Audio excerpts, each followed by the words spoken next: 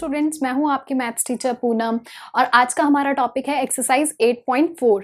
इससे पहले हम पढ़ चुके हैं ट्रिग्नोमेट्रिक आइडेंटिटीज कैसे डिराइव करते हैं, तो उसी के बेसिस पे आज हम एक्सरसाइज 8.4 सॉल्व करने वाले हैं। और अगर आपने आज इससे पहले के वीडियोस नहीं देखे हैं तो वो वीडियोस देख लें। तो क्वेश्चन नंबर 1 हमारे पास है यहाँ पे, express the trigonometric ratios of sine A, tan a and sec a in terms of cot a। तो क्वेश्चन का पहले हम मतलब समझ लेते हैं कि हमें क्वेश्चन में क्या करना है। तो यहाँ पे देखो, हमें बोला है कि हमें जो ट्रिग्नोमेट्रिक रेशियोज गिवन है जैसे कि साइन ए, tan a और sec a, वो हमें एक्सप्रेस करना है cot a के टर्म्स में। तो इसको सिंप्लीफाइड वे में मैं आपको इस तरीके से समझाती हूँ। एक इक्वेशन में दो पार्ट होते हैं, LHS और RHS, ठीक है।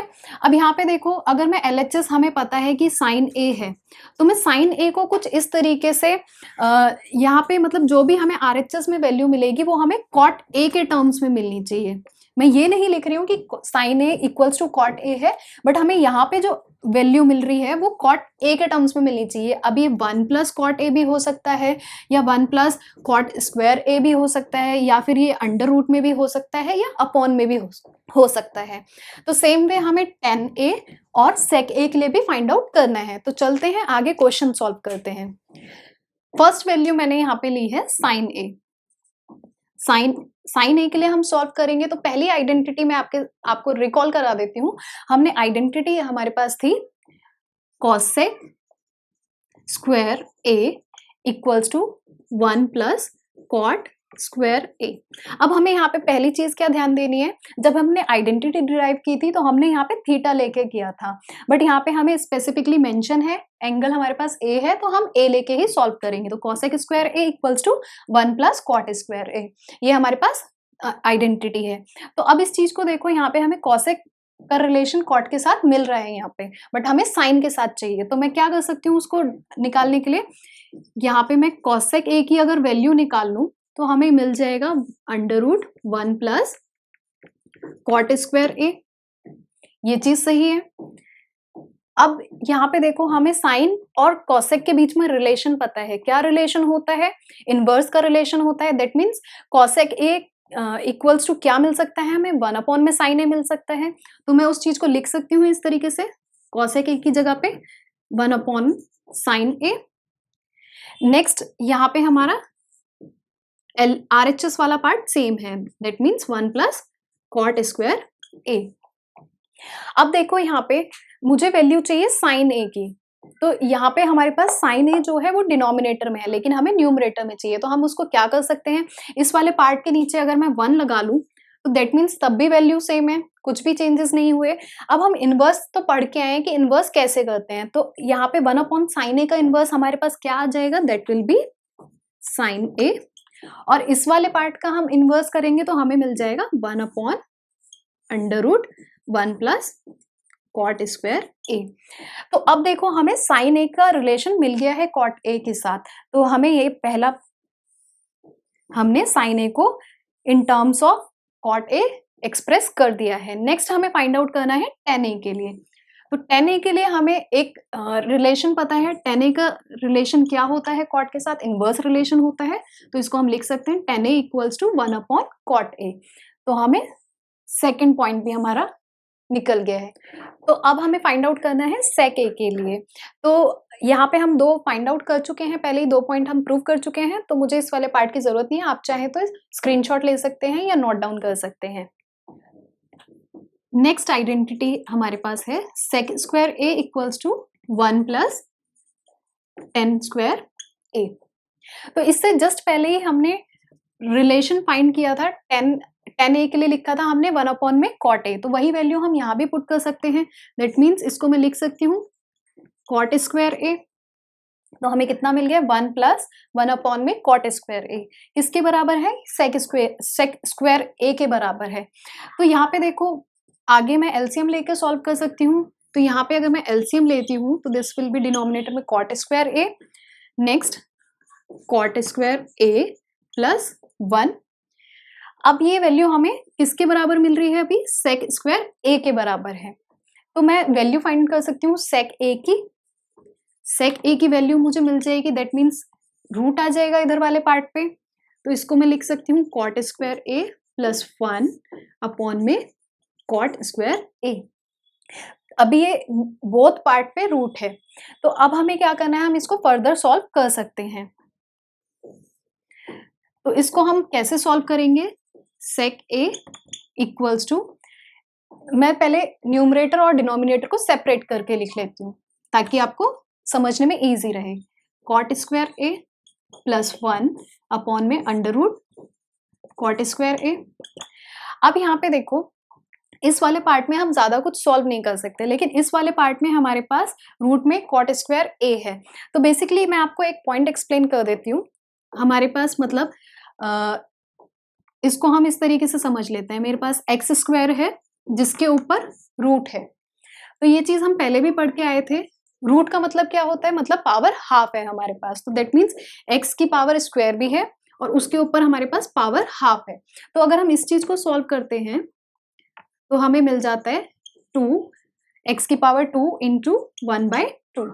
तो जब हम इसको सॉल्व करेंगे तो हमें कितना मिल जाएगा, सॉल्व करने के बाद एक्स की power 1, that means equals to X, right. इसी चीज को हम यहाँ पे यूज कर सकते हैं। तो यहाँ पे देखो, हम यहाँ पे क्या सॉल्व करके लिख सकते हैं, रूट स्क्वायर वाली पावर रूट से कैंसिल हो जाएगी, तो इस चीज को हम आगे सॉल्व करके लिख लेंगे। Under root cot square A plus 1 upon में यहाँ पे हमें मिल जाएगा डिनोमिनेटर में कॉट ए, और ये किसके बराबर मिला है, सेक ए के बराबर मिला है। This is our third value.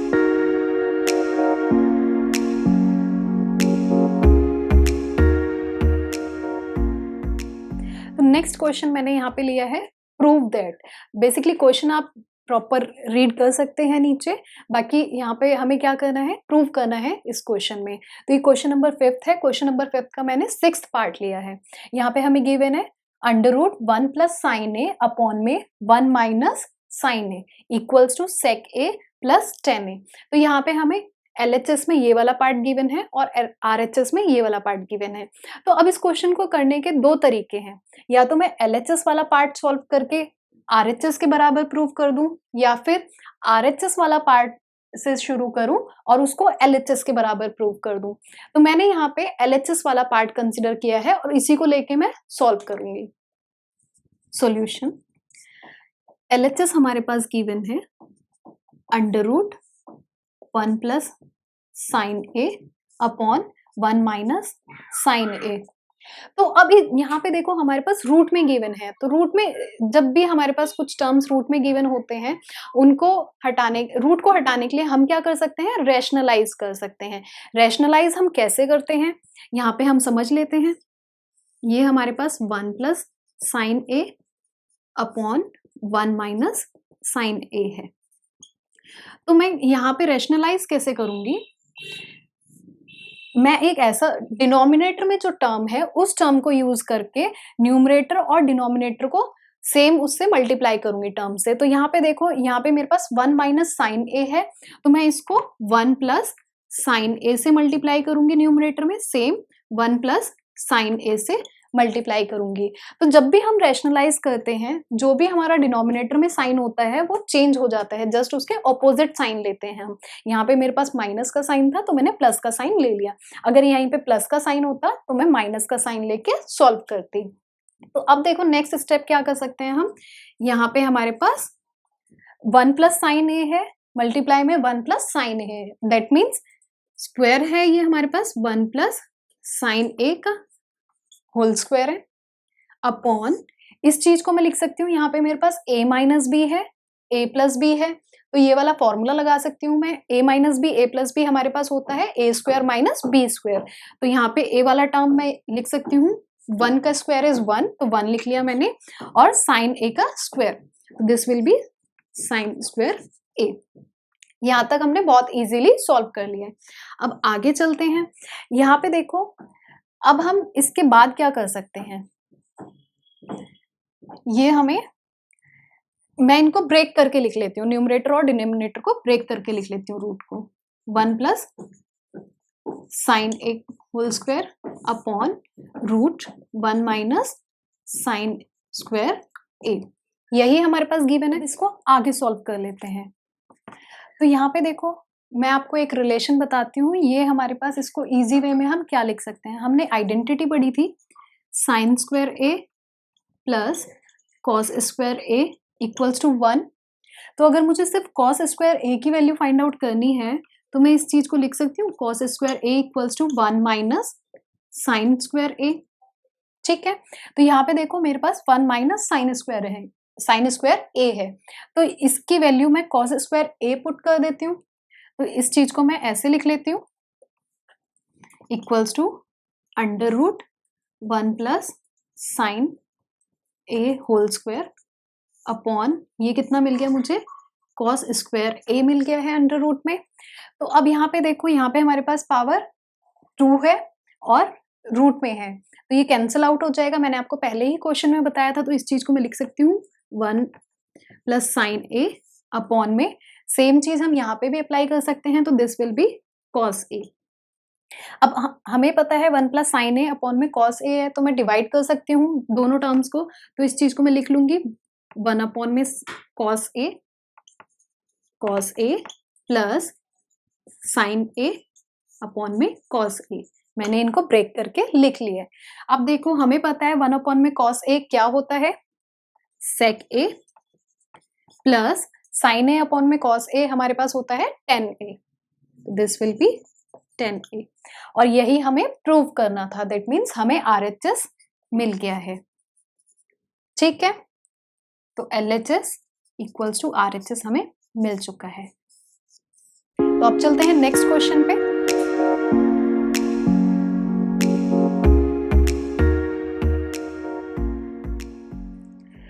तो नेक्स्ट क्वेश्चन मैंने यहाँ पे लिया है क्वेश्चन 5th का 9th पार्ट। समझ लेते हैं क्वेश्चन क्या है, cosec A minus sine A sec A minus cos A equals to 1 upon 10a plus cot A. तो इस इक्वेशन में भी दो पार्ट्स हैं LHS और RHS। बेसिकली इस क्वेश्चन में हम क्या करेंगे, हम LHS वाला पार्ट भी सॉल्व करेंगे और RHS वाला पार्ट भी सॉल्व करेंगे जब तक कि हमें दोनों का आंसर सेम ना मिल जाए, that means LHS equals to RHS हमें प्रूव करना है, वही चीज हम दोनों पार्ट सॉल्व करके करेंगे। तो स्टार्ट करते हैं। LHS वाला पार्ट पहले मैं लेके सॉल्व कर रही हूँ। LHS है हमारे पास कॉसेक ए माइनस साइन ए और सेक ए माइनस कॉस ए। तो अब देखो यहाँ पे हमारे पास कॉसेक ए है साइन ए है, बेसिकली ऐसा कोई रिलेशन हमें पता हो जिससे हम इन्हें ब्रेक डाउन कर सकें, तो हमें पता है कॉसेक ए को हम ब्रेक डाउन करके लिख सकते हैं 1 अपॉन साइन ए जो कि इनवर्स होता है 1 अपॉन साइन ए माइनस साइन ए। नेक्स्ट यहाँ पे हम सेक ए को भी लिख सकते हैं 1 अपॉन कॉस ए माइनस कॉस ए। यहां तक ठीक है, हमने कॉसेक ए और सेक ए को साइन और कॉस के फॉर्म में लिख लिया है। नेक्स्ट क्या कर सकते हैं, हम एलसीएम ले सकते हैं इनका फर्दर सॉल्व करने के लिए, तो दिस विल बी साइन ए, और जब हम इसे एलसीएम लेके क्या लिख सकते हैं 1 minus sine square A bracket. Next इधर एलसीएम लेंगे, this will be cos A denominator में and 1 minus cos square A, तो दिस विल बी इस तरीके से हमें मिल जाएगा। अब मैंने आपको पहले जब क्वेश्चन सॉल्व किया था तो मैंने आपको पहले भी आइडेंटिटी बताई थी sine square A plus cos square A equals to 1। तो मुझे यहाँ पे क्या चाहिए 1 माइनस साइन स्क्वायर ए की वैल्यू चाहिए, तो मैं इस चीज को लिख सकती हूँ cos square A equals to 1 minus sine square A. तो इसकी प्लेस पे मैं कॉस स्क्वायर ए लिख सकती हूँ, तो मैं यहाँ पे लिख लेती हूँ cos square A upon sine A. Next यहाँ पे ब्रैकेट है, दैट मीन्स ये वाला पार्ट हमारा मल्टीप्लीकेशन में है।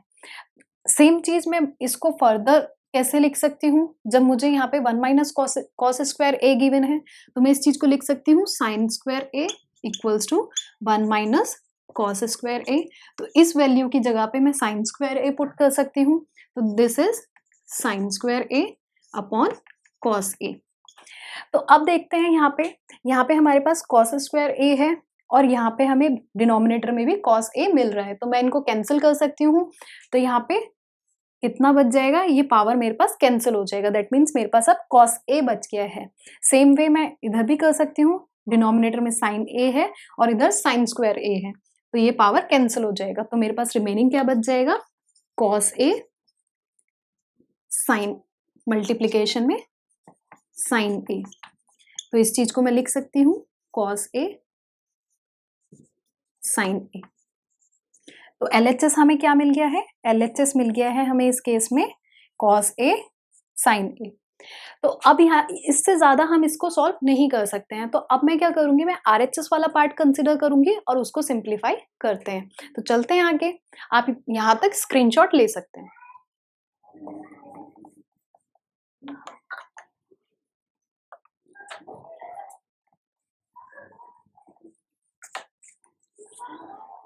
Next, RHS is, this is 1 upon tan A plus cot A।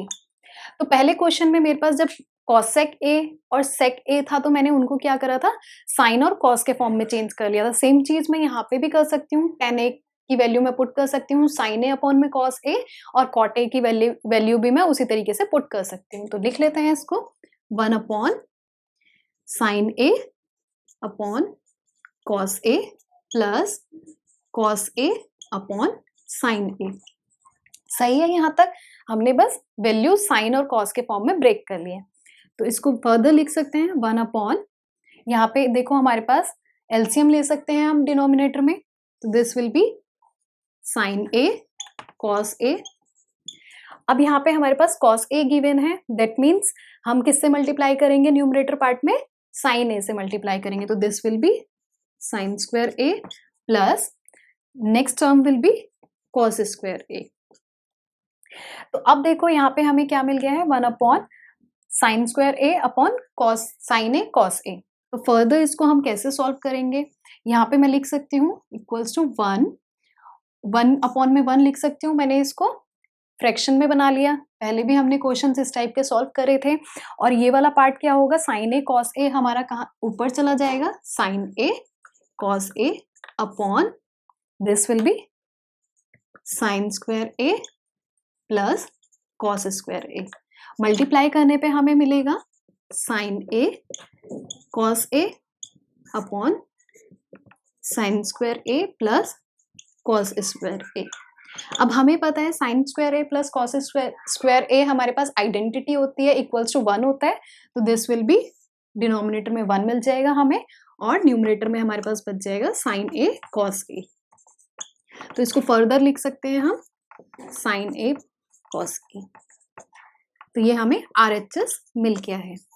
तो देखा आपने, LHS की वैल्यू भी हमें sin A cos A मिली थी और RHS की वैल्यू भी हमें sin A cos A ही मिली है, that means LHS equals to RHS हम प्रूव कर चुके हैं। और इसी के साथ हमारी एक्सरसाइज 8 खत्म होती है, 8.4 खत्म होती है और साथ ही में हमारा ये वाला चैप्टर खत्म होता है।